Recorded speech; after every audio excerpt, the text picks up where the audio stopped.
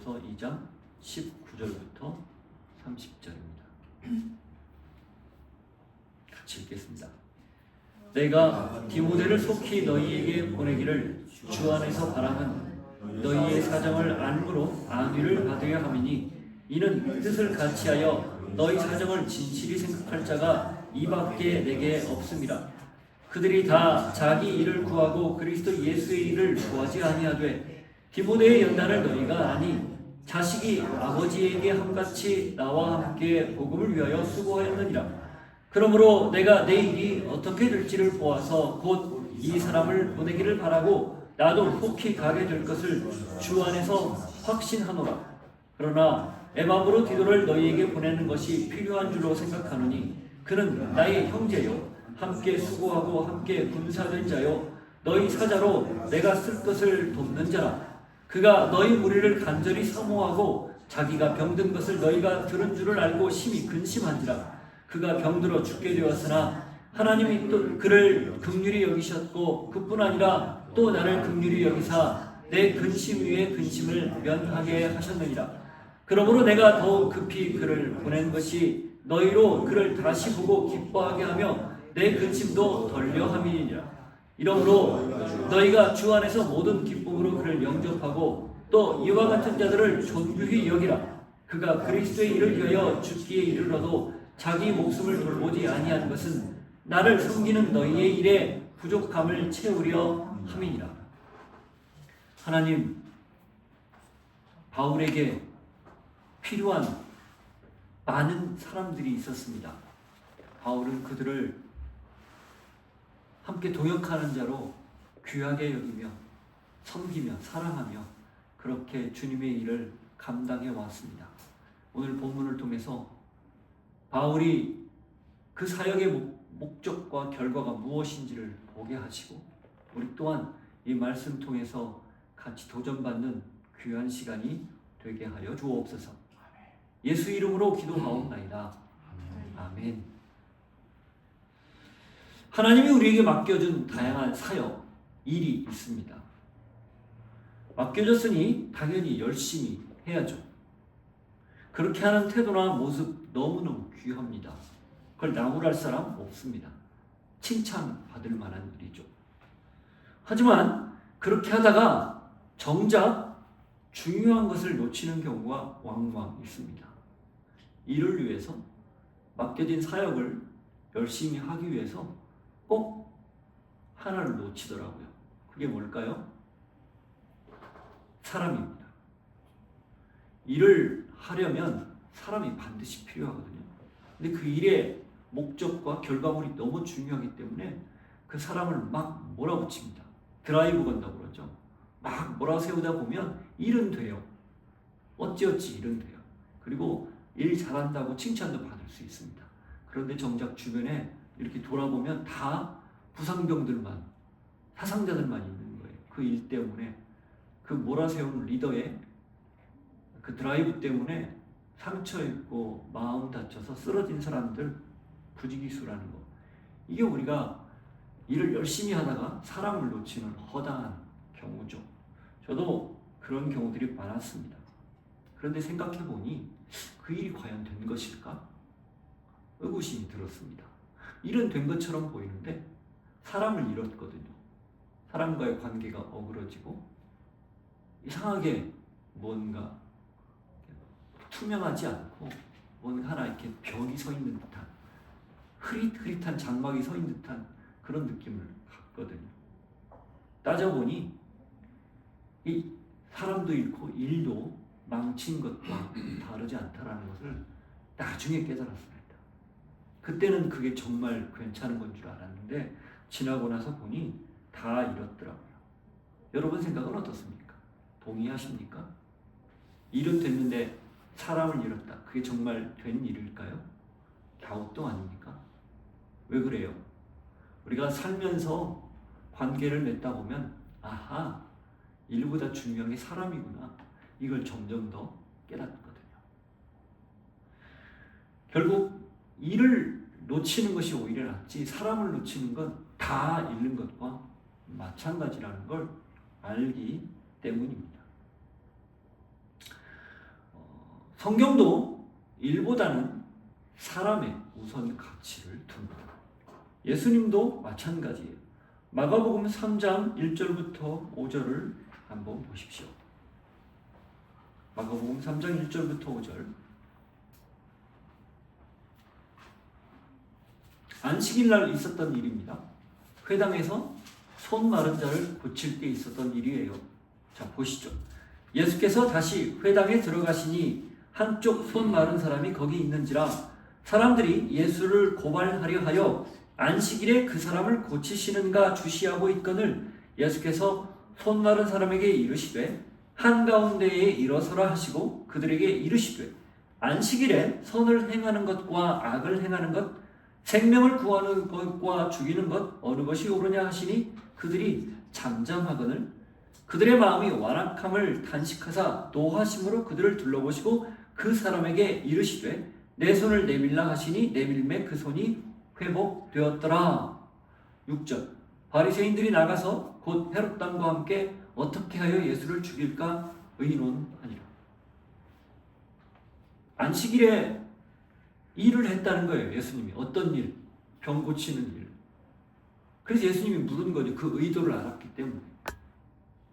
사람의 생명을 살리는 것과 죽이는 것, 구원하는 것과 내버려 두는 것, 어떤 게 옳으냐? 율법에도 안식일에 소나 양이 어디에 빠지면, 구덩이에 빠지면 그거 건져주라고 돼 있거든요. 왜? 그 생명이 더 귀하니까. 다른 병행된 그런 복음서를 보면 그런 내용들이 추가로 나와요. 근데 바리새인들은 뭐가 더 중요한 겁니까? 안식일을 지키는 게 더 중요했던 거예요. 예수님은 안식일을 지키는 것보다 생명을 살리는 것, 병자를 회복시키는 것, 이게 더 중요했던 거고요. 자, 이 한 가지만 보더라도 성경에서 말하는 가치가 일입니까? 사람입니까? 두말할 것 없습니다. 사람입니다. 생명입니다. 살리는 일이죠. 결국 일은 사람을 살리기 위해서 하는 거예요. 근데 일을 하기 위해서 사람을 거꾸로 죽인다? 죽인다는 게 실제로 죽이는 것보다 사람을 이렇게 상처 입히고 어렵게 한다? 이거 상당히 심각하게 생각해 봐야 된다. 그런 뜻이죠. 자, 바울 하면 어떤 이미지가 떠오릅니까? 바울의 이미지. 지금까지 우리 사도행전에서나 그가 쓴 글들을 통해서 보면 바울의 이미지는 어떤 이미지예요? 일중독자 같습니까? 아니면 관계를 더 중요시 여기지 않습니까? 일중독자 같은 이미지가 많아요. 가장 대표적인 예가 어떤 사건이었죠? 바나바와 함께 두 번째 전도여행 갈 때 싸우잖아요. 그 단초가 누구였죠? 바나바의 조카 마가. 첫 번째 전도여행에서 좀 어렵다고 중간에 돌아갔거든요. 근데 바나바가 다시 기회를 주려고 데려가려고 했는데 바울은 NO! 우리 이 선교 사역에 방해가 되니까 데려갈 수 없다. 저렇게 준비 안 된 사람은 데려가지 못한다. 행간을 읽어보면 그 둘이 심하게 다투고 서로 헤어지거든요. 그것만 보더라도 바나바는 굉장히 관계 중심인 것 같고 바울은 일 중심인 듯 보입니다. 뿐만 아닙니다. 바울의 지금까지 여정을 보면 나의 달려갈 길과 주 예수께 받은 사명 곧 하나님의 은혜의 복음을 증거하려면 나의 생명을 조금 더 귀한 것으로 여기지 아니하노라. 사도행전에 나오는 내용이죠. 그게 바울의 투철한 사명 의식이에요. 예수께 받은 사명, 복음을 전하는 일, 거기에는 내 생명조차 불사하고 다 바치겠다. 그런 모습을 보면 아무리 생각해도 일에 더 가까운, 일 중심에 가까운 사람처럼 보여요. 그런데 그것만 보면 바울의 진면목을 놓친 겁니다. 사실 성경 여러 군데에서 도드라지지 않았을 뿐이지 곳곳에 바울이 얼마나 사람에 대해서, 한 영혼에 대해서 귀하게 여기고 그 영혼을 위해서 헌신하는지를 엿볼 수 있어요. 다 찾아볼 수 없을 만큼 많아요. 대표적인 것이 골로새 4장과 디모데후서 4장이에요. 거기 보면 비망록들이 나오거든요. 거기에 그 언급된 명단들을 보면은 마가도 나옵니다. 마가가 나와 같이 있다고도 얘기하고요. 마가를 데려오라고도 얘기해요. 우리가 얼마 전에 아침 예배 때 디모데후서 읽었는데 그가 나에게 필요하다. 그 마가가 어떤 마가예요? 어너더 마가가 아니라 바로 그 마가입니다. 바나바의 조카 마가. 그러니까 바울이 결국 모르겠습니다. 바울은 원래 일중심적인 사람이었던 건 좀 같습니다. 그러나 그가 하나님 안에서 이 복음 사역을 하면서 점점 더 성숙해지면서 깨달은 거예요. 아하, 더 중요한 건 사람이구나.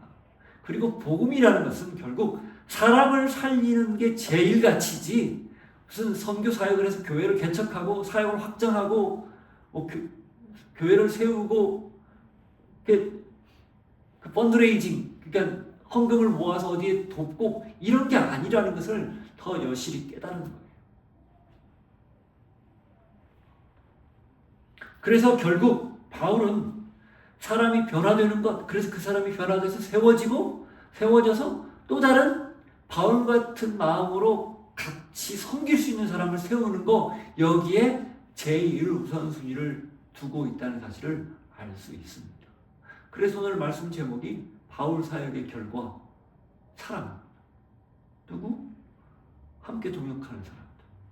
이름이 명단이 언급 안 돼 있지 수많은 사람들이 바울의 뇌리 속에 있었을 거라는 거죠. 우리는 오늘 본문에서 그래서 바울이 어디에 초점을 두고 있는지 한번 잘 들여다볼 예정입니다. 두 사람을 통해서. 그리고 우리 역시 어디에 초점을 두고 살아야 되는지 한번 생각해 보려고 합니다. 자, 에바브로 디도가 왔습니다. 왜 왔다고요? 바울이 옥에 갇혀 있기 때문에. 어디에서 왔습니까? 빌립보에서 왔어요. 무엇을 갖고 왔을까요? 옥바라지할 비용을 가지고 왔습니다. 빌립보 성도들의 사랑이었죠. 그리고 이제는 바울이 빌립보 성도들의 그 마음을 알아서 답신 편지를 쓰는 겁니다. 그게 빌립보서예요. 사실 바울의 마음은 석방되자마자 가고 싶은 마음이 굴뚝 같았어요. 그러나 여의치가 않습니다. 그리고 거리적으로도 상당해요. 지금 로마 감옥에 있거든요.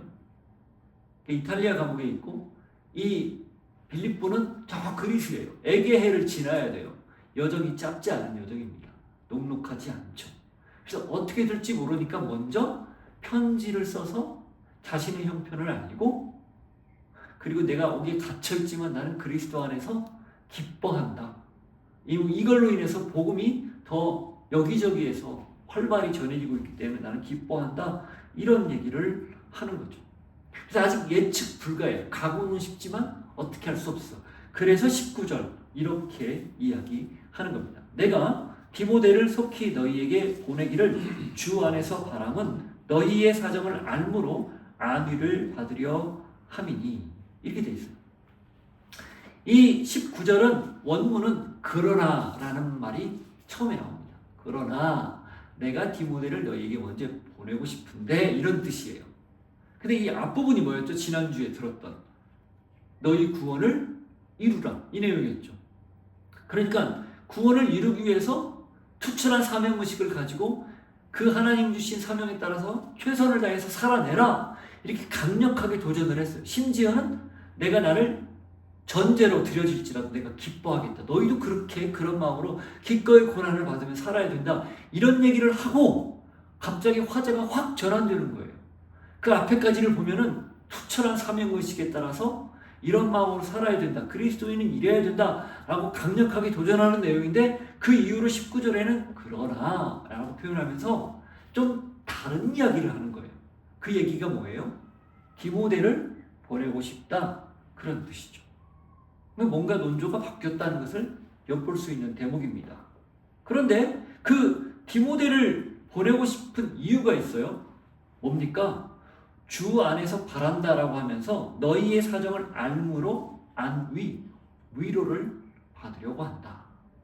디모데를 보내서 내 사정도 알리고, 그럼 디모데가 돌아올 거 아니에요? 그러면 빌립보 교회의 사정을 에바브로 디도 편에도 들었지만 좀 더 알 수 있잖아요. 이런 의미로 보내는 거예요. 그런데 그걸 어떻게 표현한 겁니까? 주 안에서, 엔 크리스토라는 말인데 주 안에서라는 말로 표현한 거예요. 바울이 생각하는 온전한 관계는 서로 건강하게 소통하는 겁니다. 주고받고. 뭐 지금이야 저희가 언제든지 소통할 수 있는, 전 세계 모든 사람들하고 소통할 수 있는 그런 시대에 살잖아요. 얼마나 좋습니까? 그런데 단서가 있다는 거예요. 주 안에서. 그리스도 예수 안에서 성경에서 말하는 온전한 관계를 맺으면서 건강하고 바르게 소통해라. 그겁니다. 근데 우리는 간혹 그렇습니다. 주 안에서 소통할 수 있는데 주 안에서 소통하지 않아요. 주 밖에서 소통하지도 않고 주 밖에서 소통할 때도 있고요. 그러니까 주님과 상관없이 다시 말하면 우리의 소통의 소재는 또 우리가 소통할 수 있는 근거 하나님의 말씀이고 성경적이어야 되는데 때로는 비성경적일 때가 있다는 거예요. 다른 의도를 갖거나 다른 생각을 갖거나 혹은 주 안에 있다고 하면서 소통하지 않습니다. 이거 다 생각해 볼 문제라는 거예요. 함께 즐거워하고 함께 울라. 로마서 12장에 나오는 말씀이죠. 이게 아름다운 공동체의 모습으로 바울이 제시한, 로마에 제시한 모습입니다. 함께 즐거워하고 함께 울라. 이게 뭐예요? 동고동락. 동고동락이죠. 그러니까 서로 아프고 서로 힘들어하는 것들, 기뻐하는 것들을 같이 느껴라. 교회는 어떤 곳일까요? 서로 조금 더 관심을 많이 갖는, 그냥 와서 앞만 보고 하나님께만 집중하고 옆은 돌아보지 못하는 그런 여유 없는 곳이 아니라 진짜 교회는 서로 소통하고 서로 나누고 서로 충분히 교제하는 것, 그것이 교회라는 거, 이걸 알려주는 거죠. 자, 그렇게 한 다음에 뭐라고 얘기합니까? 디모데에 대해서 소개를 합니다. 하나씩 소개합니다. 20절. 이는 뜻을 같이 하여 너희 사정을 진실히 생각할 자가 이밖에 내게 없습니다. 디모데에 대해서 첫 번째 얘기하는데 그는 어떤 사람입니까? 너희 사정을 진실하게 생각하고 알려줄 자가 디모데 외에는 없다. 다른 사람도 있겠지만 디모데가 최적화된 사람이다. 가장 알맞은 사람이다. 이런 얘기예요. 디모데는 바울이 두 번째 전도여행할 때 개종한 사람입니다. 그래서 바울이 함께 전도여행을 하면서 빌립보 교회도 개척하고 그 다음 고린도, 아테네, 고린도 이렇게 해서 두 번째, 세 번째 지금 로마까지 와 있는 거예요. 그리고 기록 여러 가지를 따져보면 이 같이 빌립보 교회를 디모데와 개척했을 뿐 아니라 디모데가 적어도 두 번 정도는 빌립보 교회에 이미 오간 걸로, 메신저로 오간 걸로 되어 있습니다. 그러니 빌립보 교회의 사정을 누구보다 더 잘한다 해서 디모데를 먼저 보내겠다, 이 이야기를 하는 거예요. 최적화된 사람이라는 거죠. 두 번째는 뭘까요? 21절. 그들이 다 자기 일을 구하고 그리스도 예수의 일은 구하지 아니하되. 그들, 어떤 그들일까요? 아마도 다른 사람들을 이야기하는 것 같습니다. 디모데 외에 다른 사람들. 그들은 누구의 일을 구해요? 자기 일을 구한다는 거예요. 그런데 디모데는 어떻다는 겁니까? 예수의 일, 그리스도 예수의 일을 구하는 사람이었다, 그런 뜻이에요. 그러니까 빌립보 교회 성도들의 사정을 잘 알고 그의 삶의 우선순위는 예수 그리스도에게 있다, 이런 뜻이에요. 그러니 알맞는 사람이다, 그런 말이죠. 자, 세 번째는 뭘까요? 22절. 디모데의 연단을 너희가 안 하니 자식이 아버지에게 함같이 나와 함께 복음을 위하여 수고하였느니라. 디모데의 연단, 이 연단은 그가 겪어낸 훈련 혹은 그가 겪어낸 고난, 여러 가지를 함축하는 말이에요. 근데 그게 뭡니까? 자식이 아버지에게 함같이, 그러니까 아버지를 섬기는 마음으로 그렇게 열심히 교회를, 바울을 함께 동역하면서 섬겼다. 그리고 복음을 위해서 그가 수고한 자다. 여러모로 디모데가 이 교회에 이 메신저로서 가서 내 대신 교회를 잘 이렇게 다독거리고 세우고 격려하고 하는데 최적화된 사람이다라는 것을 이야기하는 거죠. 자, 지금까지 세 가지. 디모데가 빌립보 성도들의 사정을 제일 잘한다. 그리스도를 위해서 헌신한 사람이다. 그리고 수고한 사람이다. 애쓴 사람이다. 복음을 위해 그렇게 한 사람이 이밖에 없다. 바울이 왜 이야기를 굳이 이 편지에 써서 디모데를 보내려고 했을까요? 핵심이 뭘까요? 바울이 디모데를 이렇게 세웠다는 겁니다. 잘 보세요. 디모데의 모습에서 누가 보입니까? 누가 보여요? 당연히 예수님의 모습이 보이죠. 근데 더 가깝게는 누가 보여요? 바울이 보이는 거예요. 바울과 디모데는 아버지, 아들, 영적으로 아버지, 아들처럼 여기던 사이 아닙니까? 함께 있었던 동역자 아닙니까? 그래서 나중에 디모데를 에베소에 보내서 그 에베소 교회를 목회하게 하지 않습니까? 나이도 어렸고 여러 가지로 부족했음에도 불구하고 그렇게 잘 세워서 어떤 일을 맡겨도 불편하지 않을 정도로, 나이가 좀 어려도 그럼에도 불구하고 그 일을 잘 해낼 수 있을 만큼의 탁월한 하나님의 사람이 되어가고 있다, 이 뜻이에요. 디모데 후서에 디모데서 너의 나이가 어리다는 것이 다른 사람들에게 책 잡히지 않도록 해라, 이런 말이 나와요. 그러니까 여러 가지로 볼 때 디모데가 그 에베소 교회 주교, 그러니까 목회자가 된 것이 AD 60 한 7년 8년 이렇게 보거든요. 바울 순교 다음에. 근데 그 전부터 그 교회를 목회를 하고 있었다는 거죠. 그런데도 나이가 어리다는 얘기를 한 거 보면 굉장히 어렸던 것 같아요. 그러니까 요즘으로 치면은 뭐 한 40대? 근데 주교 나이가 보통 그 정도는 아니거든요. 그러니까 그런 여러 가지들을 생각할 때 바울이 디모데를 이렇게 추천할 만큼 디모데가 잘 성장했다는 것을, 또 잘 성숙했다는 것을 알 수 있는 대목입니다.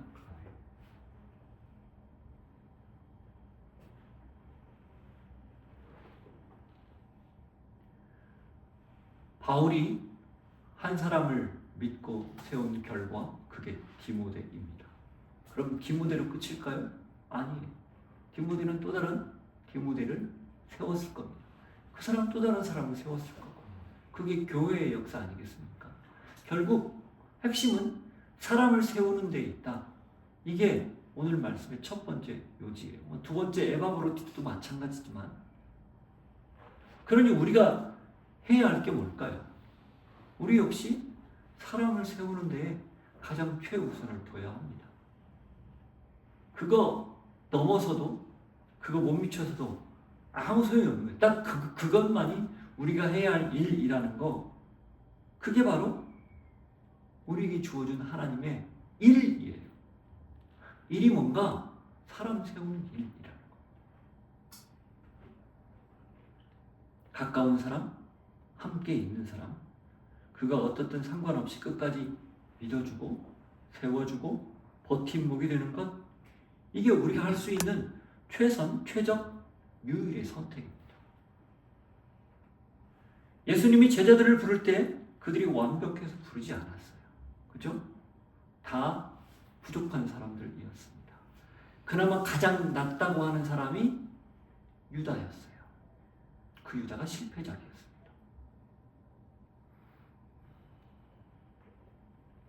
그러니 우리 역시 완벽하지 않아도, 아니 완벽할 수도 없기에 그냥 있는 그대로 받아들이면서 서로가 서로를 끝까지 세워주는 버팀목이 되기 위해서 그렇게 애쓰는 것, 이것이 가장 우선이라는 것. 바울이 어쩌면 그의 평생 사역의 결과물이 무슨 교회다 그가 세운 수많은 교회들이라고 내세울지 모르겠지만, 아니, 바울은 그 교회보다 사람이라고 생각합니다.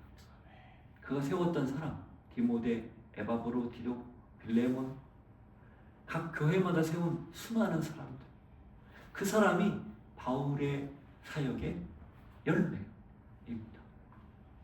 우리 역시 그거 외에 다른 데에 만일에 집중한다, 그럼 전부 아무 일도 아닌 것이 되고 말 뿐이라는 거, 그걸 꼭 기억하기를 바라요. 고린도전서 1장 27절과 29절을 보십시오.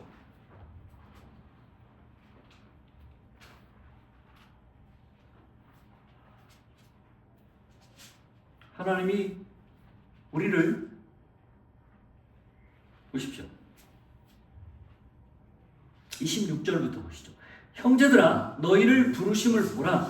육체를 따라 지혜로운 자가 많지 아니하며 능한 자가 많지 아니하며 문벌 좋은 자가 많지 아니하도다. 자, 뭐라고 얘기하는 거예요? 고린도 성도들에게 너희들 별로 내세울 거 없는 사람들이야. 한마디로 그 얘기예요. 자, 27절.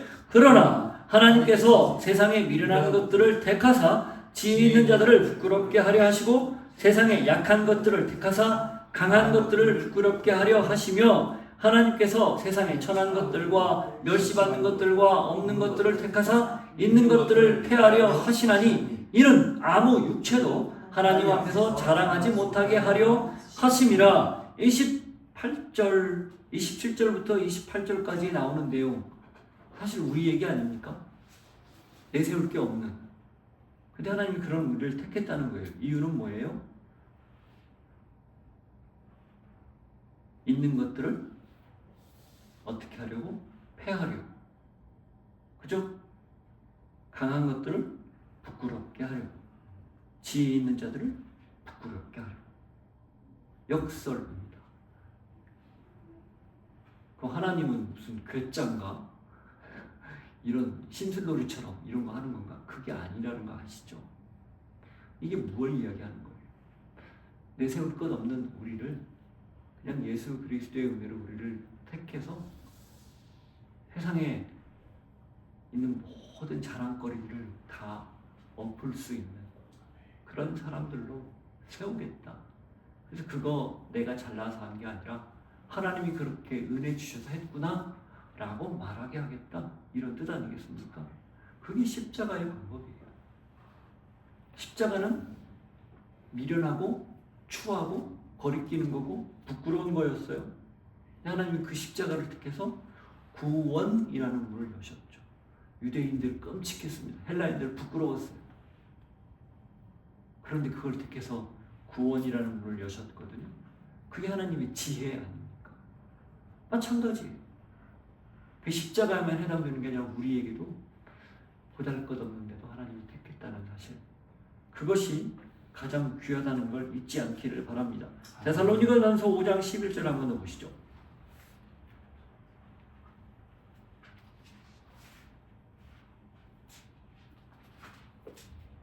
그러니 어떻게 하라는 거예요?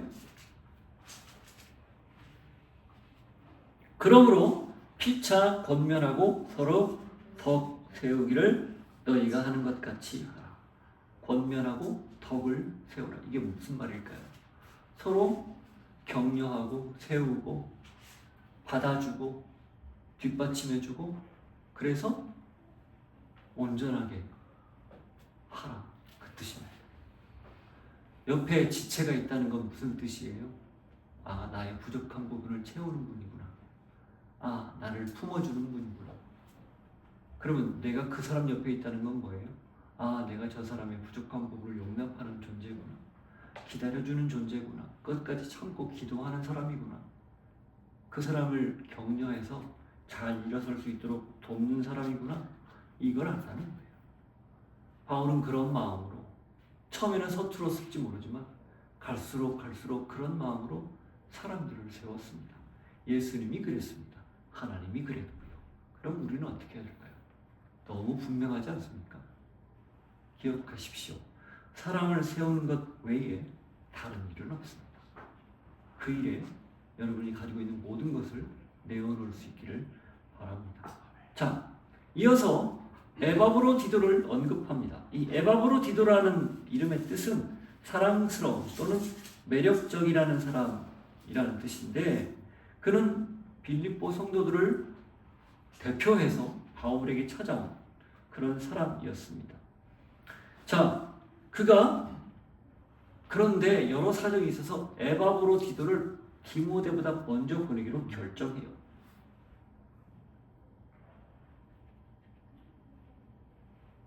거기 보면 23절, 24절 보세요. 그러므로 내가 내 일이 어떻게 될지를 보아서 곧 이 사람을 보내기를 바라고 나도 속히 가게 될 것을 주 안에서 확신하노라. 여기 이 사람은 누구예요? 디모데를 얘기하는 겁니다. 그리고 나도 주 안에서 가게 될 것을 확신한다.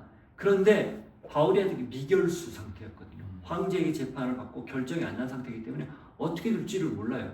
그래서 여러 형편을 고려했을 때 디모데에게 가는 게 제일 좋겠지만 못 가니까 부득이하게 디모데는 좀 더 가치 있고 대신 누구를 보내기로 결정한 거예요? 에바브로디도를 보내기로 결정한 겁니다. 사실 에바브로디도를 보낼 때는 좀 망설였어요. 이유가 그가 병이 들어서 거의 죽을 뻔했거든요. 그래서 에바브로디도는 처음에 보낼 생각을 안 하다가 시간이 조금 지나면서 그리고 하나님이 그를 회복시킨 걸 보고 에바브로디도를 보내기로 결정을 한 겁니다. 자, 보십시오. 25절. 그러나 에바브로디도를 너희에게 보내는 것이 필요한 줄로 생각하노니 그는 나의 형제요 함께 수고하고 함께 군사된 자요 너희 사자로 내가 쓸 것을 돕는 자라. 에바브로디도를 보내기로 했는데 그에 대해서 뭐라고 얘기합니까? 형제, 함께 수고하고 군사된 자, 그리고 너희 사자로 나의 쓸 것을 돕는 자, 나의 쓸 것을 도와준 자, 이렇게 설명을 해요. 형제라는 말은 그냥 brothers and sisters 할 때 그런 형제님, 자매님 그 이상의 의미가 있습니다. 진짜 친형제 같은 그런 뉘앙스예요. 피를 나눈 친형제 같은 그렇게 애정 어린 표현입니다. 그 다음 함께 수고하고 군사된 자, 무엇을 위해서? 복음을 위해서. 그러니까 에바브로디도는 아마 빌립보 교회에서 굉장히 중요한 역할을 했던 사람으로 보입니다. 그리고 그들의 심부름으로 와서 나를 지금 도운 자. 그런데 그에게 어떤 일이 있었냐면 26절 그가 너희 무리를 간절히 사모하고 자기가 병든 것을 너희가 들은 줄을 알고 심히 근심한지라. 에바브로디도가 로마에 왔다가 병이 들었던 거예요. 그리고 그 소식이 빌립보 교회까지 전해졌고 또 빌립보 교회가 그 소식을 듣고 놀래서 다시 어떻게 된 건지 물을 때 그 말을 들은 에바브로디도가 너무 교회에 미안한 마음, 자기의 병들었다는 소식이 그 교회에 전해져서 그 교회가 근심한다는 말을 듣고 너무 죄송한 마음을 가진 사람이었다는 거예요. 이게 무슨 느낌인지 아시겠어요? 이게 서로 사랑하지 않고는 불가능한 일입니다. 서로 존중히 존귀하게 여기지 않고는 불가능한 일이에요. 그런 관계라는 거예요. 그런데 어떻게 됐습니까? 27절 그가 병들어 죽게 되었으나 하나님이 그를 긍휼히 여기셨고 그뿐 아니라 또 나를 긍휼히 여기사 내 근심 위에 근심을 면하게 하셨느니라. 그런데 하나님의 기적 같은 은혜로 나음을 입은 거예요. 그 뒤에 30절에 보면요 자기 목숨을 돌보지 아니한 것은 죽기에 이르러도 그 표현이 나와요. 죽을 정도의 심각한 병이었다는 거죠. 근데 하나님의 은혜로 그가 기적적으로 살아난 거예요. 그걸 통해서 어떻게 된 거죠? 바울이 근심도 덜어진 거예요. 자기를 돌보러 왔다가 복음을 위해서 열심히 섬기다가 병을 얻어서 죽을 지경에 갔으니 얼마나 바울의 마음이 상심했겠어요. 하나님 앞에 간절히 서로 기도했겠죠? 그런데 나은 겁니다. 그러면 그 나은 에바브로디도가 가면 어떻게 될까요? 너무 기뻐하겠죠. 바울이 그것까지 생각한 거예요. 그러니까 자기도 기뻐할 뿐 아니라 나은 에바브로디도를 이 편지를 들고 간 그래서 그를 영접할 때 이 빌립보 교회가 마치 오늘 우리 자매님 오랜만에 다쳤다가 나와서 그럴 때 우리가 막 화들짝 놀라기도 하면서 너무 기쁘게 소리를 질렀잖아요. 그런 느낌 아니었을까요? 28절 그래서 어떻게 해요? 그러므로 내가 더욱 급히 그를 보낸 것은 너희로 그를 다시 보고 기뻐하게 하며 내 근심도 덜려 하며. 이게 바울의 진심이에요. 한 사람을 보내서 위로하고 서로가 위로받기를 원하는 것. 바울도 그것을 통해서 기뻐하기를 원하는 것. 자, 그래서 뭐라고 얘기합니까? 이러므로 너희가 주 안에서 모든 기쁨으로 그를 영접하고 또 이와 같은 자들을 존귀히 여기라. 에바브로디도를 귀하게 영접하고 이와 같은 자들, 복음을 위해서 수고하고 애쓴 사람들을 어떻게 하라? 귀하게 여겨라. 그 뜻입니다. 그러면서 한 번 더 얘기해요. 30절 그가 그리스도의 일을 위하여 죽기에 이르러도 자기 목숨을 돌보지 아니한 것은 나를 섬기는 너희 일에 부족함을 채우려 함이니라. 그가 어떻게 열심히 일을 했는가? 내가 지금 붙잡혀 있는 걸 알고 그가 오히려 더 바울이 잡혀 있는 것 때문에 그럼 내가라도 열심히 하겠다. 아까 처음에 우리 나왔었잖아요. 그걸 지금 말하는 거예요. 디도가 에바브로디도가 그렇게 하다가 병들었다. 그 얘기죠.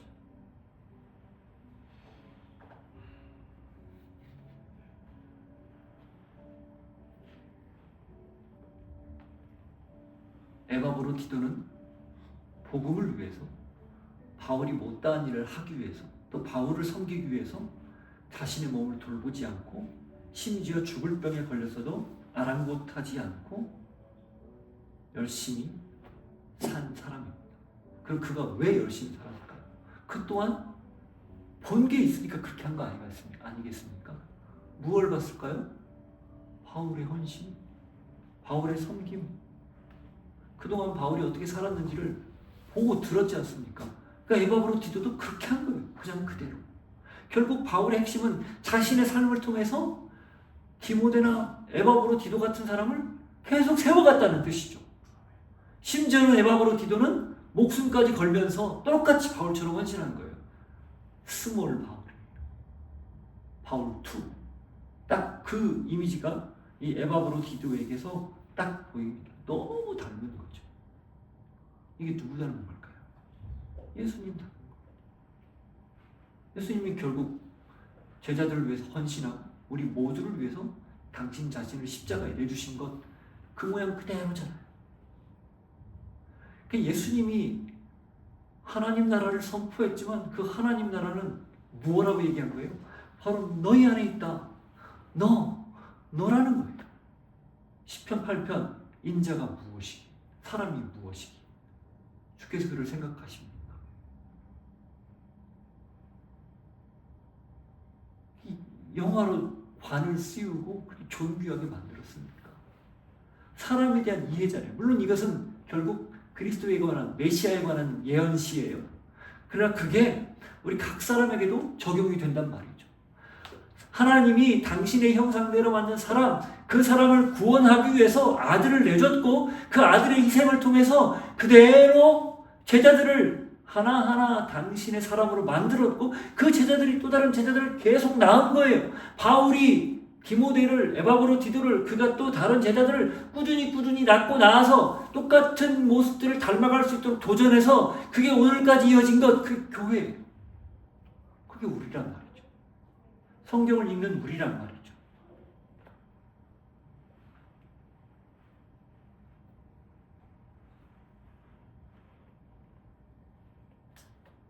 바울이 목숨 걸고 전해서 세운 건 교회죠. 교회가 누굽니까? 뭡니까? 우리입니다. 그게 하나님 나라예요.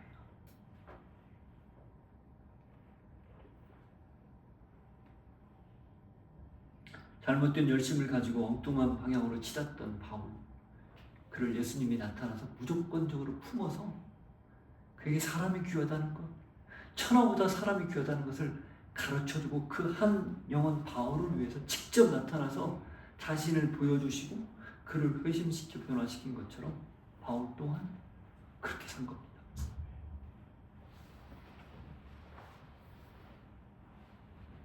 그리스도 예수에게 흘려받은 사랑을 다른 사람들에게 흘려보낸 것, 그게 바울 사역의 전부예요. 결과 사람이 세워지는 거죠.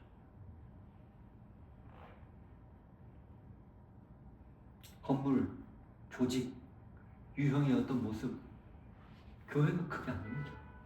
교회는 사람입니다. 여러분이에요. 우리가 교회된다는 것, 이것은 서로 격려하고 세운다는 뜻입니다. 우리가 서로 교회됩시다. 어떻게 교회돼요? 품고 용납하고 사랑하면서 교회되는 거예요. 끝까지 놓치지 않고 실망하지 않고 잠깐 실수해도 참고 기다리고 잠깐 곁길로 가도 좀 인내하고 기다리면 됩니다. 아프고 병들고 연약한, 또 실수투성이인, 약점투성이인, 소망도 없고 아무런 가능성도 없다고 여겨지는 그 사람을 하나님이 바로 나를 통해 세우라고 내 눈에 보여주시고 귀에 들리게 하시고 함께 접촉하게 하시고 알게 하셨다. 이걸 아는 것, 이게 사람 세우는 일의 첫 출발입니다. 가족일 수도 있고요, 가까운 지인일 수도 있고요, 내가 품고 기도하는 사람일 수도 있어요.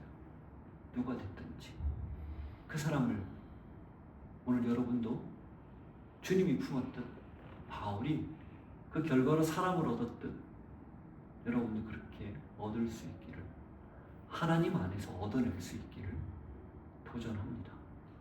그 길만이 우리가 진짜 교회 되는 길이고, 그 길만이 우리가 하나님 앞에 가장 당당하게 부끄러움 없이 설 수 있는 길입니다. 교회를 수십 개를 세웠어도 만일에 세워진 사람이 없다, 그냥 건물 세운 거에 지나지 않아요. 한 사람만 제대로 세워도 그 한 사람이 수많은 사람들을 세울 수 있는 통로가 될 수 있기 때문에 하나님이 가장 기뻐하는 이유라는 사실, 그걸 잊지 않고 오늘도 사람을 세우는데, 살리는데 여러분의 모든 우선순위를 둘 수 있기를 도전하고 축복합니다. 지금은 우리 주 예수 그리스도의 은혜와 하나님 아버지의 사랑과 성령님의 교통하시며 위로하시며 충만하신 역사하심이 한 사람을 향해 일평생 헌신한 바울의 모습처럼, 또 십자가의 그리스도 예수의 그 본처럼 우리도 그렇게 살기를 원합니다. 우리가 그 한 사람 되어 혜택을 입었으니 우리 또한 한 사람을 살리는데 나의 온 인생을, 삶을 헌신하겠습니다. 결단하고 고백하는 주의 백성들 머리 위에, 삶의 자리 위에 이제로부터 영원토록 함께 하시기를 간절히 축원하옵나이다. 아멘.